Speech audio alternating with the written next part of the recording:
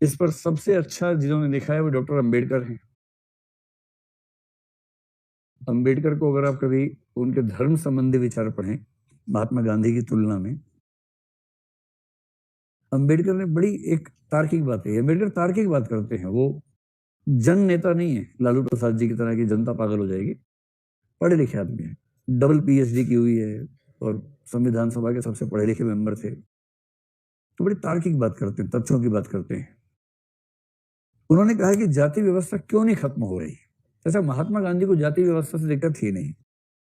महात्मा गांधी वर्ण व्यवस्था, जाति व्यवस्था के समर्थक थे और ठीक ठाक समर्थक थे। उनको दिक्कत केवल अस्पृश्यता से थी, अनटचेबिलिटी। अगर अस्पृश्यता नहीं है तो चीजें ठीक है, उनका ऐसा मानना था। और कहीं कहीं तो ऐसी बातें लिख के चले गए हैं कि घबराहट होती है। सोचे कि राष्ट्रपिता ने कहा है। तो अपनी एक पुस्तक हिंदू धर्म में वो लिखे गए हैं कि वर्ण व्यवस्था उतनी ही नैसर्गिक है जितना न्यूटन के नियम है। राष्ट्रपिता ने लिखा है न्यूटन के नियम की तरह वर्ण व्यवस्था प्राकृतिक, नैसर्गिक, नित्य और अनिवार्य व्यवस्था है। अब अम्बेडकर ऐसा सुन रहे हैं तो उनको कैसा लग रहा होगा, सोचिए। किसी ने गांधी जी से पूछा कि गांधी जी ये बताओ, देखिए सारा डिबेट का मूल बिंदु क्या है। अंबेडकर कह रहे हैं कि एक बच्चा गलती से किसी ऐसे घर में पैदा हुआ जिसकी जाति नीची है। एक बच्चा तुक्के से किसी ऊंची जाति कही जाने वाले परिवार में, ब्राह्मण या क्षत्रिय परिवार में पैदा हो गया। इस एक तुक्के की वजह से उनकी पूरी जिंदगी डिफाइन हो रही है। ये कितनी शर्मिंदगी की बात है। लॉजिकली बात समझ में भी आती है कि हाँ, ऐसा नहीं होना चाहिए, पर गांधी जी का एंटीना वहां तक जाता है, अंबेडकर का यहाँ रहता है। ये लौकिक आदमी इसलिए बुद्ध के फॉलोअर हुए, क्योंकि बुद्ध का एंटीना भी यहाँ था, वहां नहीं था। वहां से एक आध सिग्नल आता था बस, बाकी सारे सिग्नल यहीं के थे। गांधी जी वेदांत परंपरा के आदमी, वहां सारा सिग्नल वहीं से आता है। गांधी जी कह रहे हैं अम्बेडकर बाबू, ये तो ठीक है कि एक बच्चा यहाँ पैदा हुआ, एक वहां पैदा हुआ। असली सवाल है कि ये बच्चा यहाँ क्यों पैदा हुआ। असली सवाल ये है, और ये संयोग से नहीं हुआ है, डिजाइन से हुआ है। ये ईश्वर का डिजाइन है। ईश्वर ने अपनी योजना के तहत इस बच्चे को बढ़ई परिवार में ही भेजा है और इसको लोहार परिवार में भेजा है। अम्बेडकर ने पहले सिर पीटा जोर जोर से अपना 5-6 बार, फिर वापस आए खून सुखा के, फिर कहा अच्छा ये बताओ कि अगर कोई बच्चा मान लीजिए भंगी परिवार में पैदा हो गया, उसको पढ़ने लिखने का हक नहीं है। गुस्से में है अम्बेडकर। अरे ऐसी बात हो नहीं रही है, मैं ड्रामेटिक तरीके से आपको समझाना चाह रहा हूँ कि अगर कोई बच्चा भंगी परिवार में पैदा हो गया, क्या उसको पढ़ने का हक नहीं है। गांधी जी कह रहे क्यों नहीं है, एकदम है। उसे खूब पढ़ना चाहिए, आराम से बीए, एमए, बीएससी, एमएससी जो पढ़ना है, पीएचडी करना करे, लेकिन उसके बाद भी व्यवसाय वही करना होगा। ये राष्ट्रपिता कह रहे हैं। बस अम्बेडकर एक सवाल पूछना भूल गए कि गांधी जी आप वैश्य परिवार से हैं और वकालत कर रहे हैं,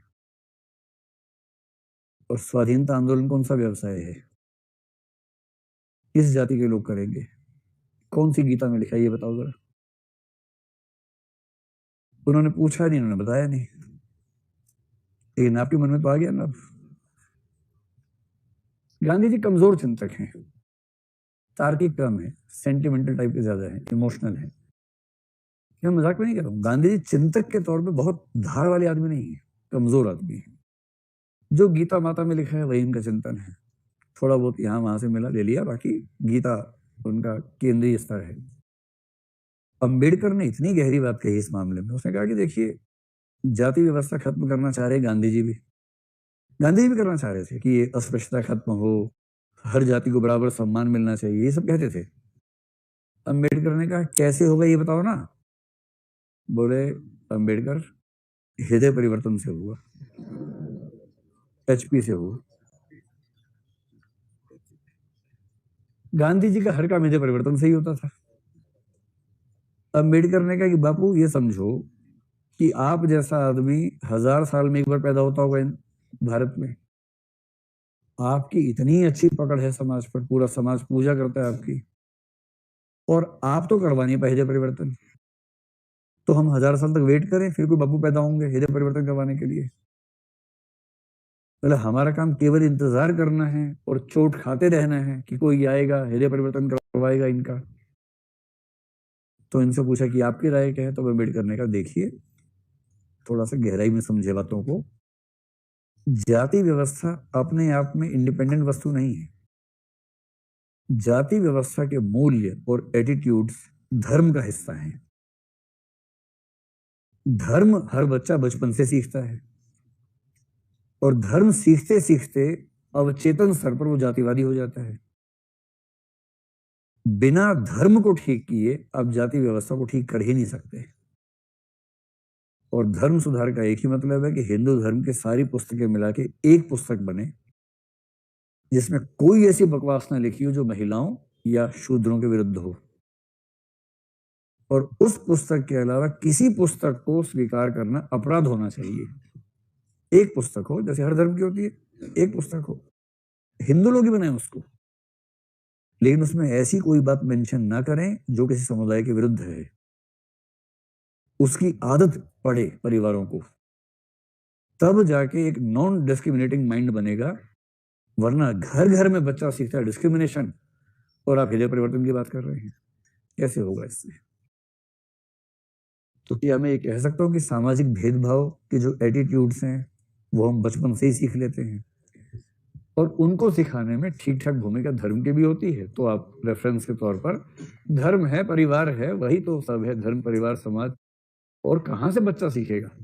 उन सबसे सीखता है, और बड़ा होते होते वो पहले ही बहुत छोटा हो चुका होता है।